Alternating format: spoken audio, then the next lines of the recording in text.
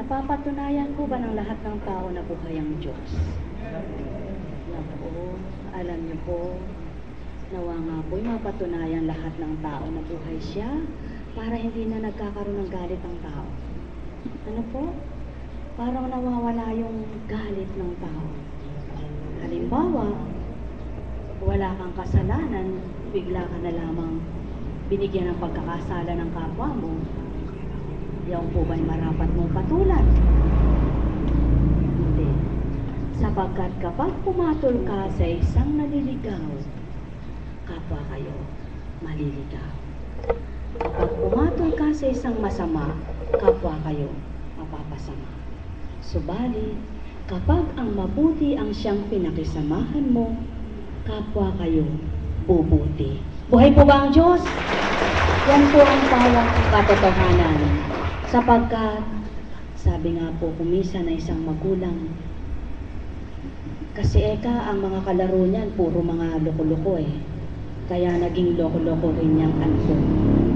Tama po ba?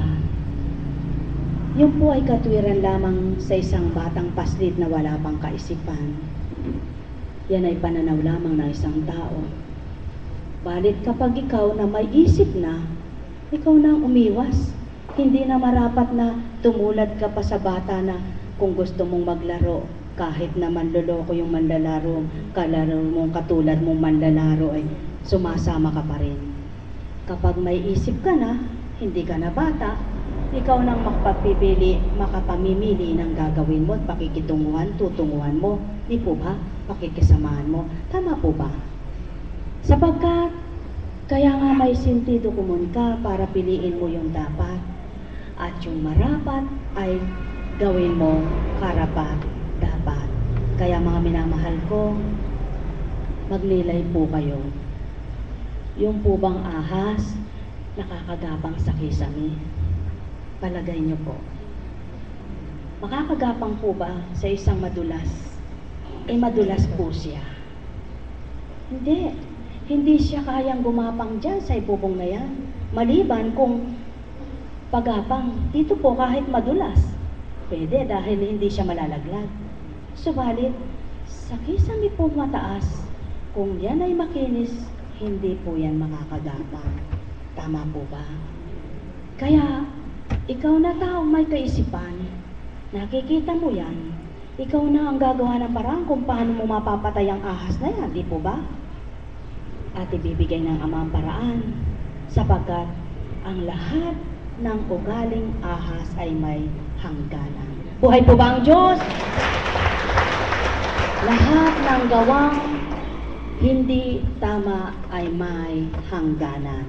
Mga minamahal ko, may magtatanong, ano ba yung pangangaral niya po Kunching na yan? Bakit hindi sa tuwin ay nagbabasa ng Biblia? Bakit hindi sa bumabasa ng Biblia? Nahamon ko naman din po kayo. Yung mga nagsasabi, ba't hindi nagbabasa ng Biblia? Buksan niyo po sa Biblia, mababasa niyo yan. Opo, sapagkat hindi ka maaring mangaral ng lihis sa kasulatan. Hindi ka maaring magmalabis sa bawat pinapahayag mo. Hindi ka maaring magkulang. Bagkus dapat tamang-tama, akmang-akma, totoong-totoo, at hindi ikapagkakaligaw ng iyong kapwa. Buhay po ba ang Diyos? Ngayon, kung katang isip mo lamang, maaaring magkasala ka, maligaw ang kapwa mo. Sapagkat ang katang isip mo na lisya sa kaukulan, kautusan, yan pong nagiging daan, kaya ang tao ay nagkakaligaw-ligaw. Buhay po ba ang Diyos? Subalit kapag sinabi sa'yo, hindi man binasa, mahal na kapatid ko, ang masamang ugali ay di tama. Buksan mo yan, nandyan din yan. Kapag sinabing, huwag kang madamot, nandyan din yan. Huwag kang matakaw, nandyan din yan.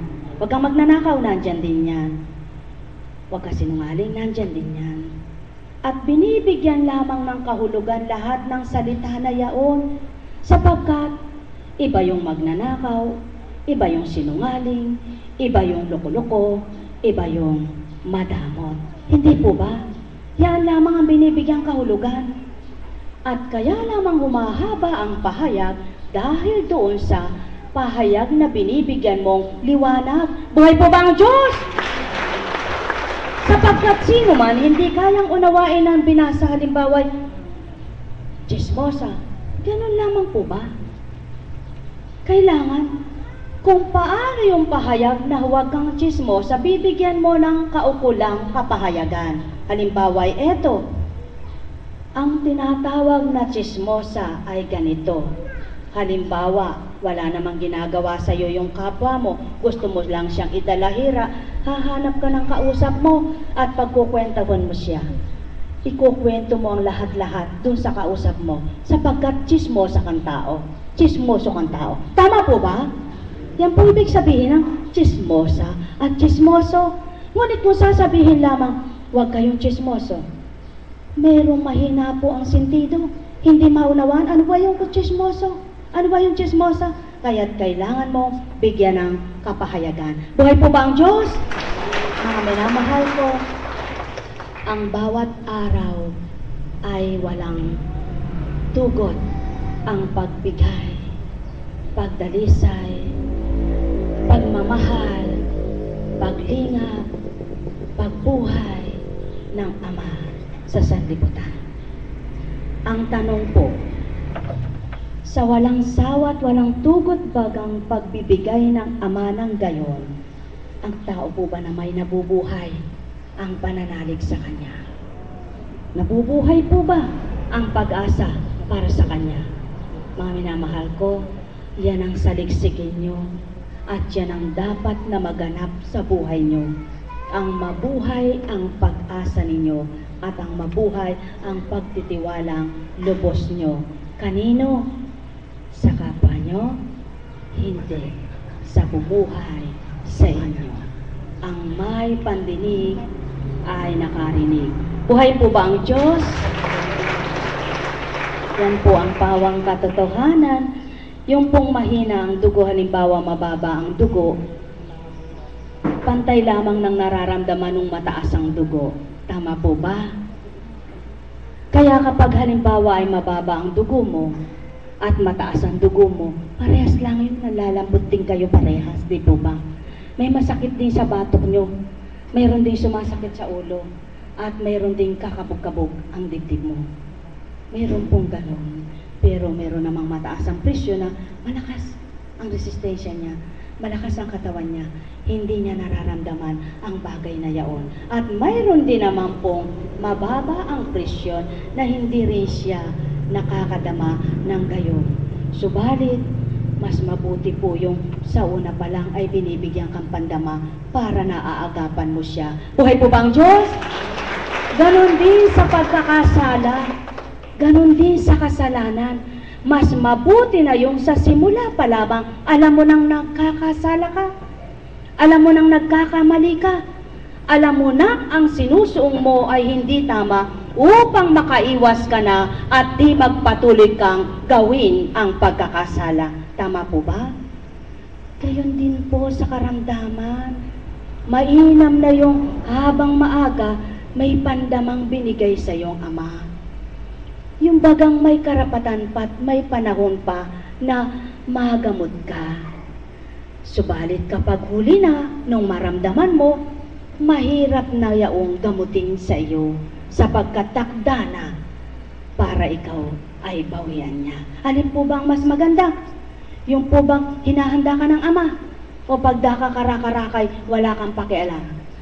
Sapagkat tapos na, hindi mo na nasambit na, patawarin niyo po ako, nagsisisi po ako sa kasalanan ko, naway ituwid niyo po ako, naway gawin mo po akong maliwanag ang kaisipan, gawin mo po akong malinis ang puso, gawin mo po akong matibay sa pananalig sa iyo, at sa pamamagitan ng karamdamang nakamtan ko, nawa ako'y naging mananalig, mananampalatayang tapat na anak mo, Panginoon ko. Tama po ba? Buhay po ba ang Diyos? Yan po ang pawang katotohanan, mga minamahal ko. Kaya nga, kung ang tao lamang ay sapat ang kaisipan para maunawaan ang mabuti, Kapag ginawa pa niya ang masama, siya na ang may kasalanan kung bakit nagawa pa siyang parusahan. Samantalang alam niya na ang masama ginawa pa niya. Mapalad pa nga po yung mangmang na di alam ang kanyang ginagawa, sapagkat